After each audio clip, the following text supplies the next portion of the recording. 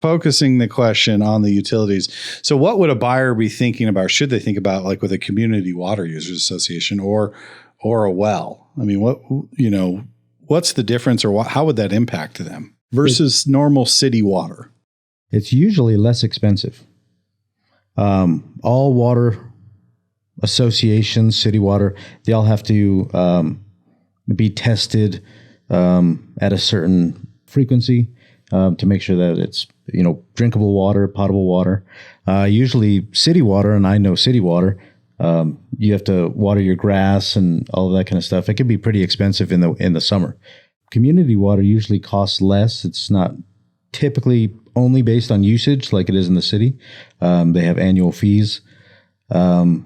A well, there are many different types of well, but the well for potable water is, they call it a domestic well. Those usually have to be registered, permitted, all those types of things. Yeah. And the flow rate, right? Because you could you could have a well, you're on well water's good, but then it runs dry. So you go, use them for your house, great. But then you add a little garden out back and things like that. All of a sudden you're pumping a dry well. That's a consideration. One thing in this area with wells is really hard water. Yeah. The minerals, the iron is really high here. And it wreaks havoc on your appliances. And sometimes you have to go shoot a shotgun down the well to break it all. Yeah. Does that come from experience, Aspen? Yeah, it does actually. Yeah. You can. Yeah. Go down there and shoot a shotgun to clear it out a little bit. Yeah, otherwise they're going to charge you like $850 to do it. You can just go take care of it yourself. You got to be prepared to be a little redneck if you live in the country. That's what I'm saying. You got to have a little redneck in you. It's all right. And something people don't think about too is a lot of these older properties that are in the country, homesteaders or grandma and grandpa put them together and may have done some things that weren't really smart, like maybe put that well kind of close to your septic leach field. Yeah. And now you're watering your lawn with, buried tanks for like water storage. And yeah. When I shared this on a previous episode, but I remember being a kid and my uncle like dug a pit and put like a V-dub bus in the back and then stuck a pipe in the back of it. And I was like, wow, that's weird. Does this have a new playhouse? And no, it's a septic, at the baffle wall with the seats in the middle. And I mean, there's some janky things out there, but back to the water component, community water systems, just for our audience, anytime you're outside of the municipality, what happens is typically they come together and they say, look, we all live out here north of the municipality.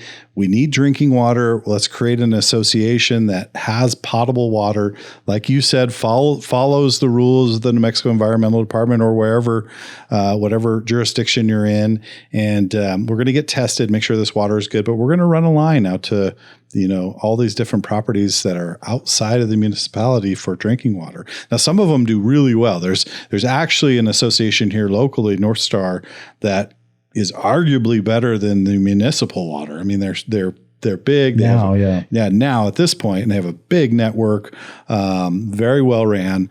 But then you do have others. Remember Cedar Hill had a water users association that actually went defunct. The water wasn't good. They didn't run it right. And so, those are considerations if you're looking to purchase in a rural area. You need to be thinking about that. And of course, the well, you had to have a shotgun on hand. And expense right there. There you go. So let's pivot a little bit and talk about road maintenance. Is road maintenance a concern, Shannon? Very much so. And why would it be a concern? Well, it's first the concern is for the lender. If you are on a road that is not maintained by the city or the county, then there has to be some agreement in place that says the people of that road are going to maintain it, because the bank's not going to want to lend on a property that's going to be impassable at some point. So that's one issue. But you consider, a lot of those people that live out in the country, they probably have some tractors and a drag and a couple things they can keep the road up on, but not everyone may.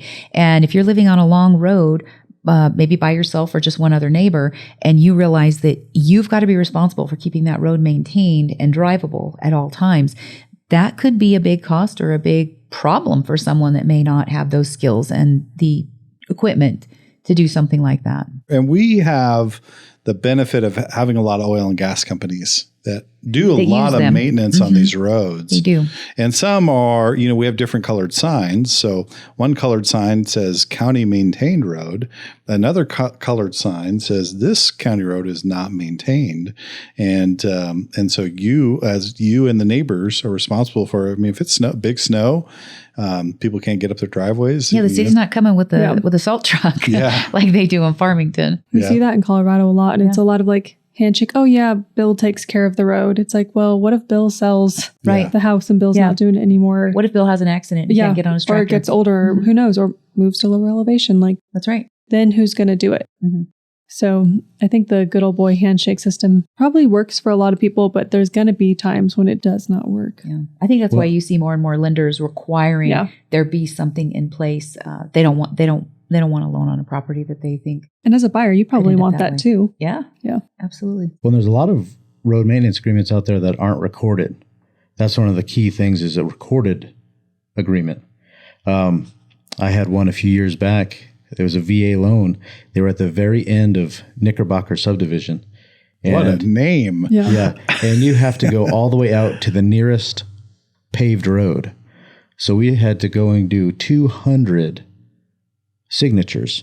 So by the time we start, once we were about to start, the neighbor right up across the way just says, I'll sign it. I'll do the whole thing. I agree, and we'll record it that he'll do the whole thing. Wow. So he said, okay, that's fine. Yeah, done. Wow. Knickerbocker. I haven't heard a fun name like that in a long time. Right? You don't know where that is? I do now. I just forgot about the Knickerbocker. Yeah. I have a road maintenance agreement conversation I just recently had. I have a couple of customers, their parents actually developed a subdivision, and the parents have passed away. And so the sons right now at this point are trying to sell off the last couple pieces of land that are out there. And I grabbed the road maintenance agreement because I'd had it from a few other places I'd sold out in that subdivision. And one of the sons was reading it. I gave it to him to make sure he had covenants and all the agreements before we listed it. And he noticed that the agreement actually said that it would be maintained by the developers, which were the parents, or their heirs. Oh, and he said, she's on the hook. Yeah, he's like, well, they're dead. And I never agreed to that. And I said, well, we might just have to get a new road maintenance agreement with the neighbors involved for the next sale. Because obviously, he said, I'm selling. I'm not going to, for all eternity, be responsible for this subdivision that my parents put together. He's like, I don't understand how that even could have. Sells and moves out. Yeah, like how could that language have even gone in there? I don't know how that language could have even gone in there. Yeah, but it does. Paid HOA that would maintain it just for the road. Yeah. Because we see that a lot in Colorado, is because there is so much snow there. It needs to be graded. Yeah, you can't just be like, you're going to do this for free. Forever. For eternity. Yeah. Because your parents decided they were going to. And I'm sure they didn't do that. Somehow that language got in there by an attorney or someone that crafted it, a title company. Somebody did this for them for their first sale, probably along the way. And it's worked for every sale. But at this point, the sons are going, well, but we're not doing that. Yeah. This is the first time we've seen this. This is the first property we've had out here, and I'm trying to figure out how they do that. And I said, well, maybe you need to talk to an attorney, or maybe we need to get a new road maintenance agreement in order, with the people that are staying here involved. Yeah. Could you imagine? Just forever, their kids are doing it. Their grandkids. It's like, oh, yep, we just take care of that road. Yep. No, you just call these guys and they just show up with another thing of gravel for us anytime we need it. Yeah. That's not how that works. Yeah. Well, and it's not just snow and then a bumpy road. You could have big rains that wash a section. That wash it out. Yeah. Wash a section of the road. Could require a culvert. Could require major work. Yeah. Well, along those lines, what about considerations of like proximity to the fire department? I mean, there are considerations for that with lenders. Insurance. Insurance could be higher. Yeah.